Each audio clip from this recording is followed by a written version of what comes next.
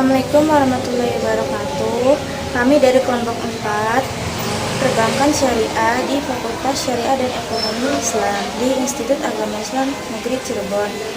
Kami dari kelas Perbankan Syariah D semester 1. Kami ingin mempresentasikan makalah kami yang berjudul Sumber dan Karakteristik Ajaran Islam. Sebelumnya, saya sebagai moderator ingin memperkenalkan diri terlebih dahulu. Saya Imi Yudian, NIM 2008203114, dan di sebelah saya ada rekan saya yang bernama Saya Khairunisa, NIM 2008203136. Saya Lista Saptiandini, NIM 2008203147. Selamat menyaksikan presentasi dari kami.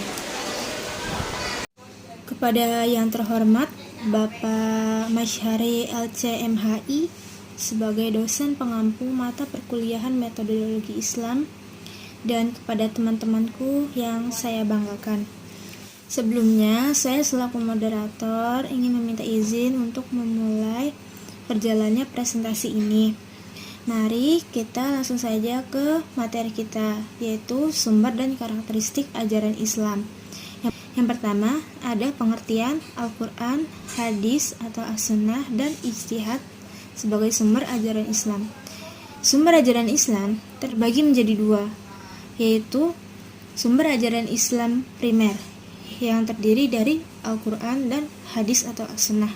Yang kedua, ada sumber ajaran Islam sekunder yang isinya terdapat ijtihad. Al-Quran, menurut pendapat yang paling kuat, seperti yang dikemukakan oleh Subni Sholih, Al-Quran berarti bacaan. Ia merupakan kata turunan dari kata qoro'ah dengan arti Islam al-maf'ul, yaitu marku yang artinya dibaca. Secara istilah singkatnya yaitu Al-Quran adalah firman Allah yang diturunkan kepada Rasulullah Muhammad bin Abdullah melalui malaikat Jibril, terhimpun dalam mushaf, dimulai dari surat Al-Fatihah dan diakhiri dengan surat An-Nas. Ini fungsi Al-Quran. Yang pertama ada Al-Huda, yaitu petunjuk bagi manusia secara umum. Allah berfirman dalam Quran surat Al-Baqarah ayat 185. Yang kedua ada Al-Furqan, yaitu pemisah. Adalah ugeran untuk membedakan dan bahkan memisahkan antara yang hak dan yang benar dengan yang salah. Allah berfirman dalam Quran surat Al-Baqarah ayat 185. Yang ketiga, Al-Shifa atau obat bagi penyakit-penyakit yang ada dalam dada. Allah berfirman dalam Quran surat Yunus ayat 57. Yang keempat, Al-Ma'uziyah atau nasihat bagi orang-orang yang bertakwa. Allah berfirman dalam Quran surat Al-Imran ayat 138. Hadis atau as-sunnah. Menurut ahli bahasa, hadis adalah al-jadid atau baru, al-khobar atau berita, dan al-qorib atau dekat. Pada umumnya, ulama hadis memberi pengertian bahwa hadis adalah segala sesuatu yang disandarkan kepada Nabi Muhammad SAW, baik berupa perkataan, qauli, perbuatan fi'li, dan ketetapan takliki. Dengan pengertian tersebut, ulama hadis menyamakan hadis dengan as-sunnah. Hadis berkedudukan sebagai sumber ajaran Islam yang kedua setelah Al-Quran. Fungsi hadis. Hadis berfungsi merinci dan menginterpretasikan ayat-ayat Al-Quran yang mujmal atau global, serta memberikan persyaratan atau takyid terhadap ayat-ayat yang mutlak. Di samping itu, ia pun berfungsi mengkhususkan atau taksis terhadap ayat-ayat yang bersifat umum atau am. Hadis berfungsi menetapkan aturan atau hukum yang tidak didapat di dalam Al-Quran. 2. Ijtihad. Secara bahasa, ijtihad berasal dari kata jahada. Menurut Ahmad bin Ali Al-Mukri Al-Fayyumi menjelaskan, arti ijtihad secara bahasa yaitu pengerahan kesanggupan dan kekuatan mujtahid dalam melakukan pencarian suatu supaya sampai kepada ujung yang ditujunya. Secara istilah, menurut Abu Zahra adalah upaya seorang ahli fikih dalam kemampuan dalam mewujudkan hukum-hukum amaliyah yang diambil dari dalil-dalil yang dirinci. Dasar-dasar ijtihad. Adapun yang menjadi dasar hukum ijtihad ialah Al-Quran dan As-Sunnah. Di antara ayat Al-Quran yang menjadi ayat ijtihad adalah salah satunya Quran Surat An-Nisa ayat 105. Sesungguhnya kami telah menurunkan kitab kepadamu dengan membawa kebenaran, supaya kamu mengadili antara manusia dengan apa yang telah Allah wahyukan kepadamu, dan janganlah kamu menjadi penantang orang yang tidak bersalah, karena membela orang-orang yang khianat. Syarat-syarat mujtahid. Yang pertama ada mukallaf, karena hanya mukallaf yang dapat melakukan penetapan hukum. Yang kedua, mengetahui makna-makna lafaz dan rahasianya. Yang ketiga, mengetahui keadaan mukhatab, yang merupakan sebab pertama terjadinya perintah atau larangan. Yang keempat, mengetahui keadaan lafaz, apakah memiliki qarinah atau tidak. Macam mujtahid. Mujtahid ada 4. Yang pertama mujtahid mutlak, yaitu melakukan ijtihad langsung secara keseluruhan dari Al-Quran dan hadis, dan seringkali mendirikan mazhab sendiri. Yang kedua, mujtahid mazhab, yaitu mengikuti salah satu mazhab dan tidak membentuk suatu mazhab tersendiri, dan beberapa mereka berijtihad mungkin berbeda pendapat dengan imamnya. Ketiga, mujtahid fil masail, yaitu orang-orang yang berijtihad hanya pada beberapa masalah saja, tidak keseluruhan, dan mereka tidak mengikuti suatu mazhab. Keempat, yaitu mujtahid muqayyad, yaitu mengikatkan diri dan mengikuti pendapat ulama salaf dengan kesanggupan untuk menentukan mana yang lebih utama dan pendapat-pendapat yang berbeda beserta riwayat yang lebih kuat di antara riwayat itu. Begitupun mereka memahami dalil-dalil yang menjadi dasar pendapat para mujtahid yang diikuti. Hukum ijtihad. Yang pertama, bagi seorang muslim yang memenuhi kriteria mujtahid yang dimintai fatwa hukum atas suatu peristiwa yang terjadi dan ia khawatir peristiwa itu akan hilang begitu saja tanpa hukum dalam nas, maka hukum ijtihad menjadi wajib ain. Yang kedua, bagi seorang muslim yang memenuhi kriteria mujtahid yang dimintai fatwa hukum atas suatu peristiwa yang terjadi, tetapi ia mengkhawatirkan peristiwa itu lenyap dan selain dia masih ada mujtahid lainnya, maka hukum ijtihad menjadi wajib kifayah. Yang ketiga, hukum berijtihad menjadi sunnah jika dilakukan atas persoalan-persoalan yang tidak atau belum terjadi. Yang keempat, hukum ijtihad menjadi haram dilakukan atas peristiwa-peristiwa yang sudah jelas hukumnya secara qat'i, baik dalam Al-Quran maupun As-Sunnah, atau ijtihad atas peristiwa yang hukumnya telah ditetapkan secara jima'. Islam dan karakteristiknya. Ali Anwar Yusuf menyebutkan bahwa karakteristik ajaran Islam tersebut adalah sebagai berikut. Yang pertama, komprehensif. Walaupun umat Islam berbeda-beda bangsa dan berlainan suku, dalam menghadapi asas-asas yang umum, umat Islam bersatu padu untuk mengamalkan asas-asas tersebut. Yang kedua, moderat. Islam memenuhi jalan tengah yang imbang, tidak berat ke kanan untuk mementingkan kejiwaan atau rohani, dan tidak berat ke kiri untuk mementingkan kebendaan atau jasmani. Yang ketiga, dinamis. Ajaran Islam mempunyai kemampuan bergerak yang berkembang, mempunyai daya hidup, dapat membentuk diri, dan memberikan sejumlah hukum positif yang dapat dipergunakan untuk segenap masa dan tempat. Yang keempat, universal. Ajaran Islam tidak ditujukan kepada suatu kelompok atau suatu bangsa tertentu, melainkan sebagai rahmatan lil alamin, artinya untuk dijadikan pedoman hidup seluruh manusia untuk meraih kebahagiaan dunia dan akhirat.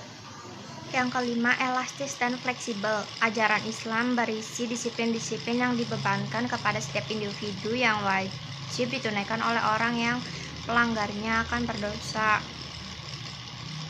6. Dalam keadaan tertentu terdapat kelonggaran yang menunjukkan bahwa ajaran Islam bersifat elastis, luas, dan manusiawi.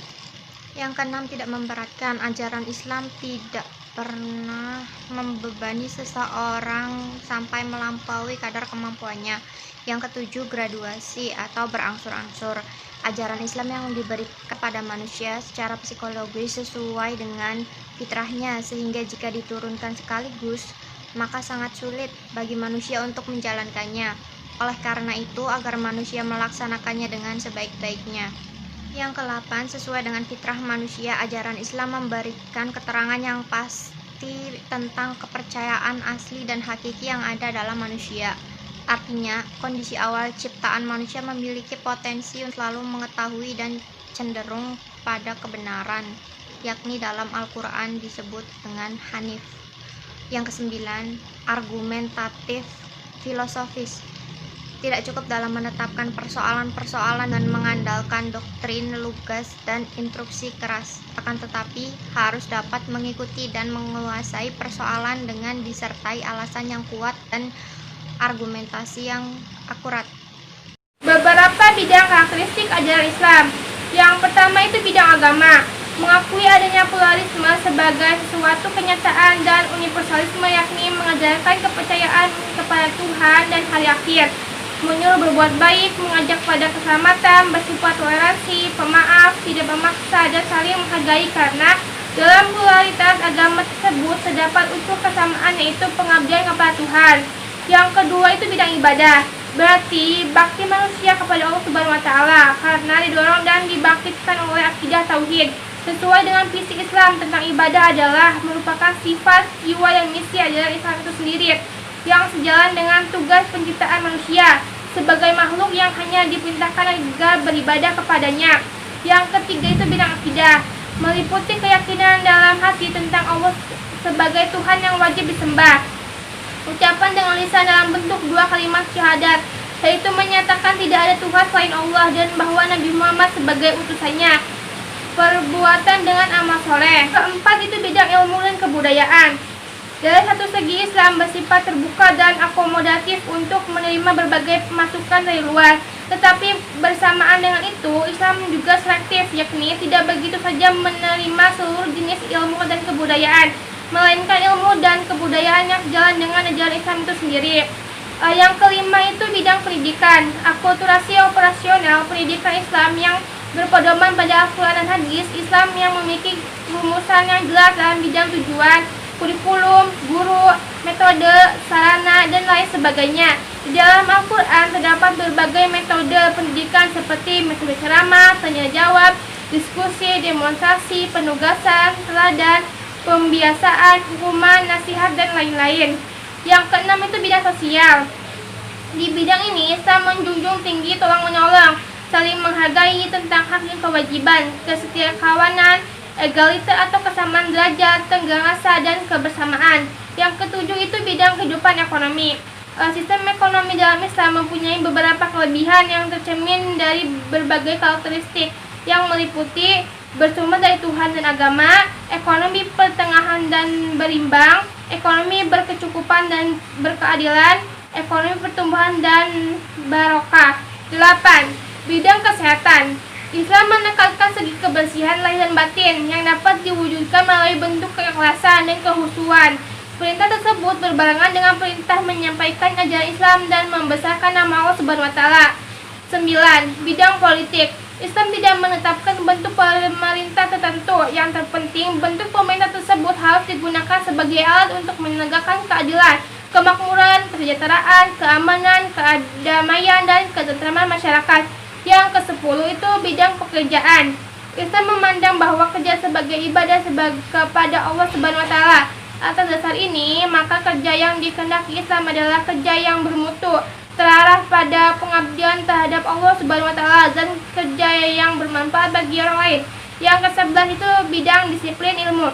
Islam memandang berbagai disiplin ilmu seperti ilmu Al-Quran atau tafsir, ilmu hadis, ilmu kalam, filsafat, tasawuf, hukum Islam atau fikih, sejarah dan kebudayaan Islam, serta pendidikan yang secara dominan ditandai oleh pendekatan normatif, historis, dan filosofi. Tersebut terlihat bahwa Islam memiliki ciri-ciri yang secara keseluruhan amat ideal. Kesimpulan, dari uraian di atas dapat disimpulkan bahwa Islam itu adalah mengacu kepada agama yang bersumber pada wahyu yang datang dari Allah Subhanahu wa Ta'ala. Agama Islam sendiri memiliki pedoman yang sumber ajarannya berupa kitab suci Al-Quran. Kemudian apabila dalam Al-Quran masih belum terperinci, maka hadis atau as-sunnah sebagai pedoman yang kedua. Selanjutnya, dalam Islam juga dikenal adanya ra'yu atau akal pikiran atau ijtihad yang digunakan sebagai sumber pendukung untuk mendapatkan hukum bila di dalam Al-Quran dan Al-Hadis tidak ditemukan. Yang dalam intinya Islam atau prinsip dasar dan ajarannya bersifat selaras dan seimbang. Yang karakteristik ajaran Islam merupakan suatu ciri khas dari ajaran yang diajarkan Nabi Muhammad SAW yang mempelajari tentang berbagai ilmu pengetahuan kehidupan manusia dalam berbagai bidang agama, ibadah, akidah, ilmu dan kebudayaan, pendidikan, sosial, kehidupan ekonomi, kesehatan, politik, pekerjaan, dan disiplin ilmu yang kesemuanya itu berpedoman kepada Al-Quran dan hadis. Sehingga Islam disebut dengan agama yang universal yang dapat diterapkan di setiap waktu dan tempat tertentu.